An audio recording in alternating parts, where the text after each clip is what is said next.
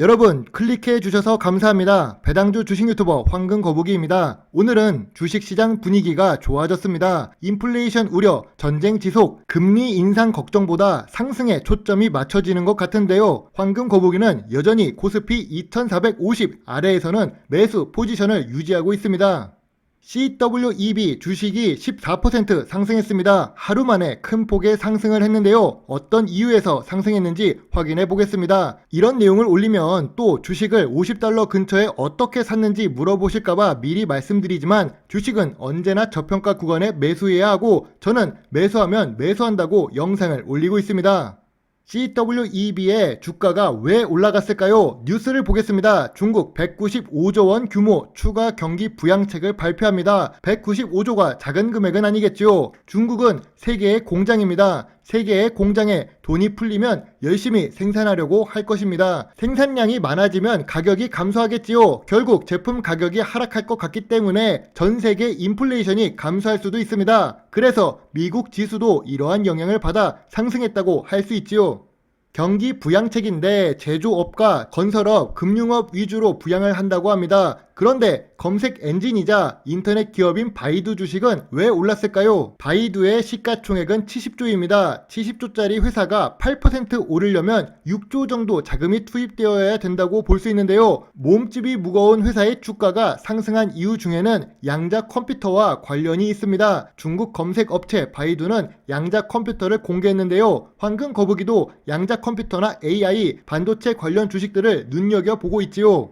황금거북이가 중국 인터넷 기업에 투자하는 이유가 무엇일까요? 중국 인터넷 기업이 좋다는데 왜 황금거북이는 중국 제조업에 투자하지 않고 있을까요? 우리는 그것이 알고 싶습니다. 중국 인터넷 기업에 투자하는 이유는 외국 인터넷 기업이 들어올 수 없는 환경이라서 그렇습니다. 그럼 별로 안 좋은 것 아닌가라고 생각할 수 있는데요. 중국은 한국과 달리 내수 시장이 커서 자체적으로 시장을 돌릴 수도 있지요. 아마존으로 쇼핑하지 않아도 알리바바를 이용합니다. 카톡이나 페이스북으로 메시지를 보내지 못해도 텐센트의 위챗을 사용하죠. 구글은 못 들어가지만 바이두로 검색을 하고 있습니다. 중국의 인터넷 환경만큼은 정책적으로 국가적으로 이끌어줄 수 있는 환경에 속해 있습니다. 그러면 중국 제조업에 투자하지 않는 이유는요? 황금거북이가 아까 중국은 세계의 공장이라고 했었잖아요. 그런데 말입니다. 전 세계적인 기업, 애플도 그렇고 일본도 그렇고 유명한 대기업들이 제조 공장을 옮기고 있습니다. 한국 역시 인도와 미국, 베트남으로 공장을 옮기고 있는 중이지요. 삼성전자의 광저우 공장도 이미 베트남으로 이전했습니다. 아무래도 정책적으로 막으면 사업 자체가 어렵기 때문에 그렇겠지요.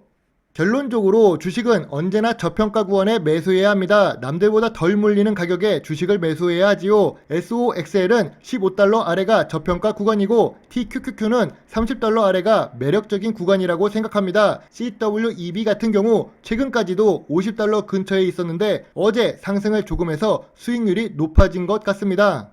CWEB는 지금도 저점 구간이기는 합니다. 2021년 고점이 무려 1100달러가 넘지요. 50달러를 기준으로 본다면 고점 대비 저점이 95% 하락한 상태입니다. 지금도 나쁘지 않습니다. 하락폭이 줄어들고 있다는 것은 바닥에 가까워졌다는 뜻으로 볼 수 있지요.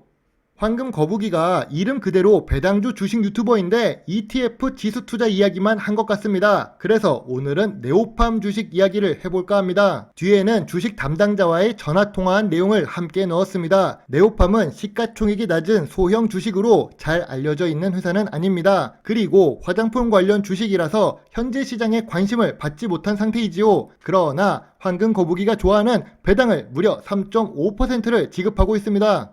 그럼 주가를 한번 보겠습니다. 2019년 저점보다 현재 주가가 많이 낮습니다. 물론 상승해야 하는 시기가 왔을 때 운이 좋지 않게도 2020년에 전염병이 확산되기 시작했지요. 이 전염병은 우리를 아직도 괴롭히고 있습니다. 화장품 관련주와 네오팜 주식 차트는 비슷하게 흘러가는 모습인데요. 그렇다고 해도 네오팜의 재무제표를 보면 매력적인 모습이 보입니다. 매출액도 증가하고 있고 작은 매출액 대비 영업이익도 훌륭합니다.